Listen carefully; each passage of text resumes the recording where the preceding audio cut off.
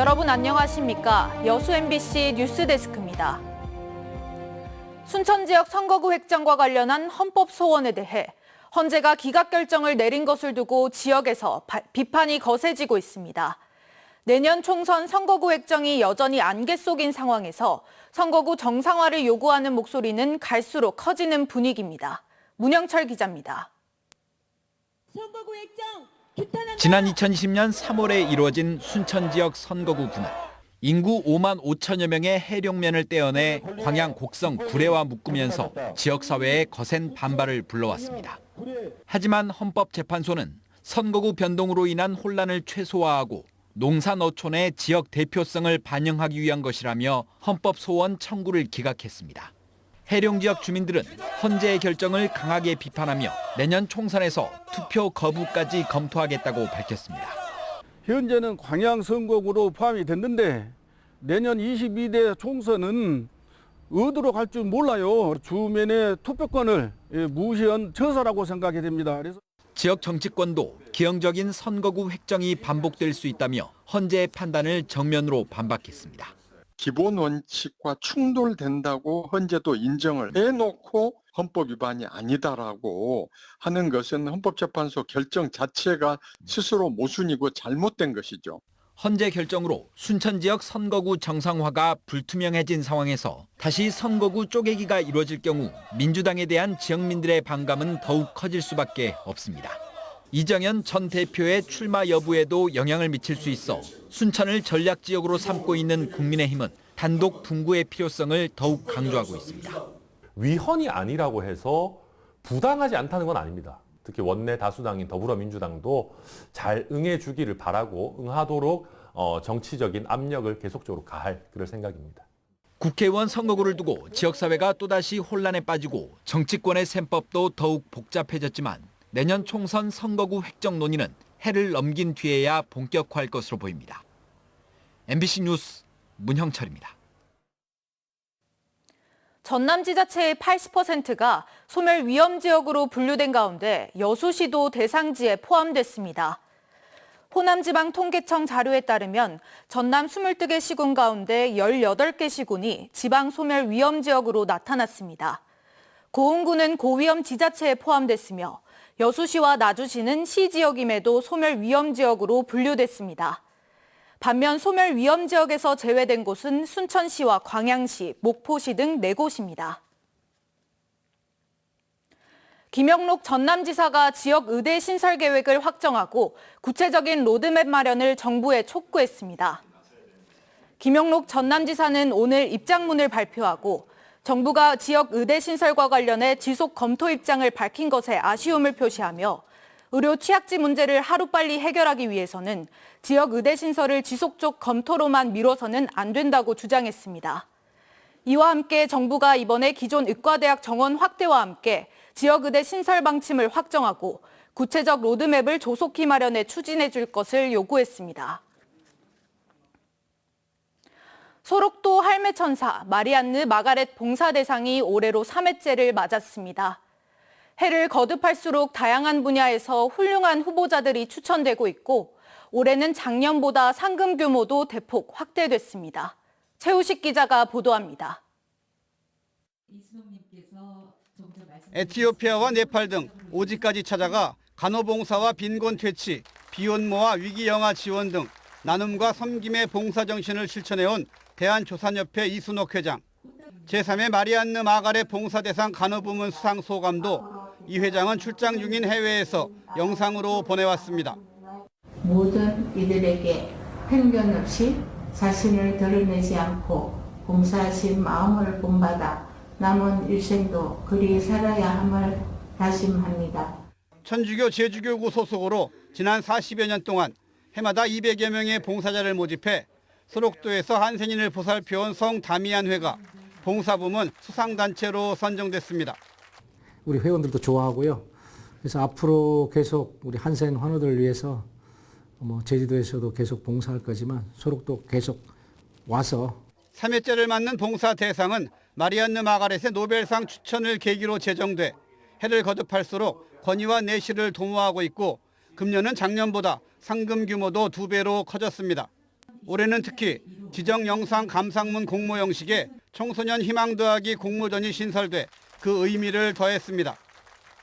공모전 수상자 가운데는 초등학교 때 소록도 할매 천사라는 노래를 작곡해 헌정했던 고등학생도 포함돼 또 다른 화제가 되기도 했습니다. 그 유치원 다닐 때쯤에 동화책으로 처음 그 두 분을 알게 됐고요. 그리고 이제 또 7년 전에 이제 2016년에는 제가 또 마침 마리안느 할머니께서 다시 이제 소록도에 잠시 방문하신다는 소식을 듣고 이제 또 제가 곡을 써가지고 전달을 해드리기도 했습니다. 고흥군은 마리안느 마가렛 봉사 대상의 취지를 살려 고흥 소록도를 제2의 마리안느 마가렛을 발굴 육성하는 글로벌 리더 양성 거점으로 만든다는 구상입니다. MBC 뉴스 최우식입니다. 2023 순천만 국제정원 박람회가 7개월의 대장정을 마치고 오는 31일 아쉬운 막을 내립니다. 순천만 국제정원 박람회 폐막식은 오는 31일 오후 4시 30분 오천 그린광장에서 새로운 시작 더 높게를 주제로 250명으로 구성된 기수단 입장 퍼포먼스와 카드 섹션 세리머니 등을 통해 박람회의 성공적 마무리를 알리고 새로운 미래 비전을 제시할 계획입니다. 조직위는 이번 박람회의 성공 개최 저변에는 28만 순천 시민들이 있었음을 강조하며 시민들을 격려하는 화합 한마당 행사도 함께 개최할 방침입니다. 해양리조트 특혜 의혹 등으로 1심에서 징역형을 선고받은 박병종 전 고흥군수가 항소심에서도 패소했습니다. 광주지법 형사 1부는 사기 등 혐의로 기소돼 1심에서 징역 3년을 선고받은 박 전 고흥군수의 항소를 기각했습니다. 다만 피고인의 대법원 확정 판결 방어권 보장 등을 위해 구속하지는 않았습니다. 박 전 군수는 지난 2015년 수변 노을공원 조성 과정에서 토지 소유주들에게 땅을 싸게 사들인 뒤 이를 개발 사업자에게 팔아넘겨 수억 원의 특혜를 제공한 혐의로 기소됐습니다. 11월 22일은 우리나라 최초의 식품 법정 기념일, 세계 김치의 날입니다. 김치의 여러 재료 하나하나가 모여 22가지가 넘는 효능을 가졌다는 의미로 2020년 제정됐는데 세계 각국에서 김치의 날을 기념하고 나섰습니다. 주현정 기자가 보도합니다. 영국 런던 도심 한복판에 김장판이 펼쳐졌습니다. 영국인들이 어색한 솜씨지만 잘 절여진 배추에 진짜 백이 한국 김치를 만들고 있습니다. 바로 비벼낸 진짜 한국 김치를 맛본 영국인들이 탄성을 자아냅니다. 정말 맛있어요. 감사합니다. 한국에서 온 김치 명인의 강의를 한마디로 놓칠세라 집중합니다.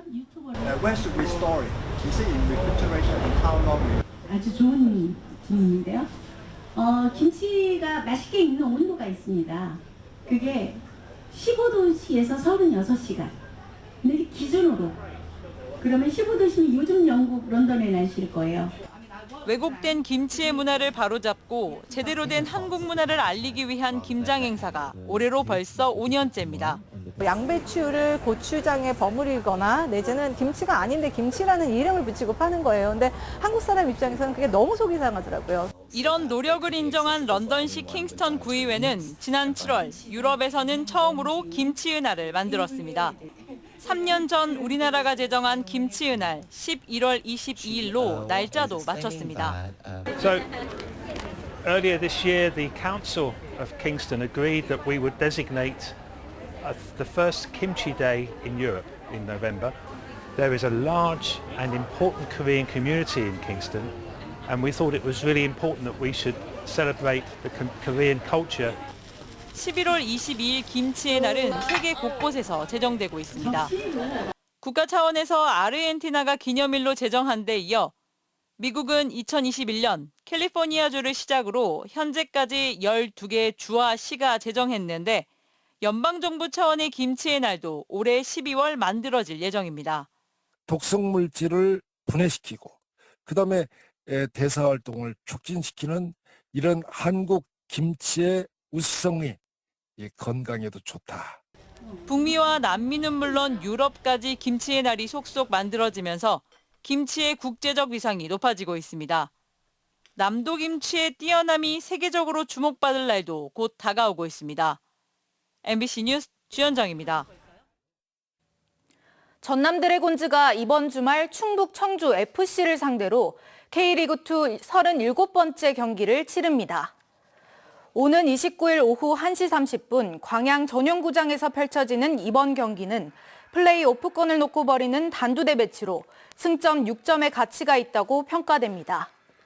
현재 전남은 14승 5무 14패, 승점 47점으로 7위를, 상대인 충북 청주는 한 계단 높은 6위를 기록하고 있으며 양 팀의 올 시즌 맞대결 전적은 1승 1패로 팽팽합니다. 지역 정치권이 여수 향일암 군부대 이전을 정부에 거듭 촉구했습니다.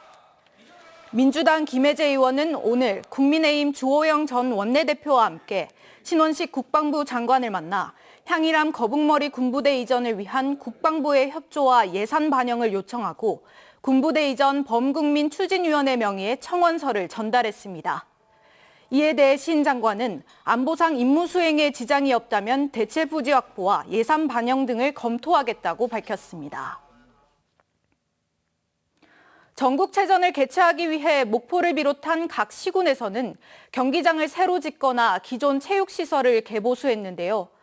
늘어난 체육시설들을 앞으로 어떻게 활용할 것인지 고민이 필요해 보입니다. 박종호 기자가 취재했습니다. 제104회 전국체전 주경기장으로 활용된 목포 종합경기장. 16,000여 석의 관람석과 전국 유일의 구레인 육상 트랙을 갖춘 일종 육상 경기장으로 만들어졌습니다.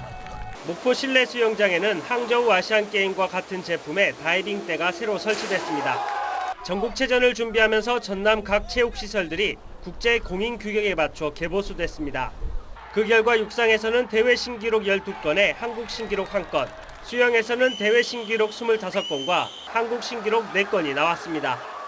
한국 신기록 5개와 또 대회 신기록 43개가 나왔다는 것입니다. 그만큼 이제 경기장 시설이 확충되면서 선수들한테 신기록을 낼 수 있는 최적의 공간을 저희는 만들었다고 자부하고 있습니다. 전국체전을 앞두고 목포를 비롯한 전남 지역 48개 경기장 개보수에 들어간 예산은 619억 원. 각 지자체들은 경기장 사후 활용에 대한 대책 마련에 나섰습니다. 각종 전국 대회 등을 유치하는 등 앞으로 사계절 불이 꺼지지 않는 경기장을 만들기 위한 계획을 수립하고 있습니다. 종합 경기장의 시설 공간을 활용을 통하여 임대 수익을 창출하는 등 다각적으로 검토 중에 있습니다. 타 지자체의 경기장 사후 활용 방안도 검토하여 계획 수립에 만전을. 전국체전 성공 개최 효과를 이어가기 위한 각 지자체들의 경기장 활용 방안 마련이 본격화되고 있습니다. MBC 뉴스 박종호입니다.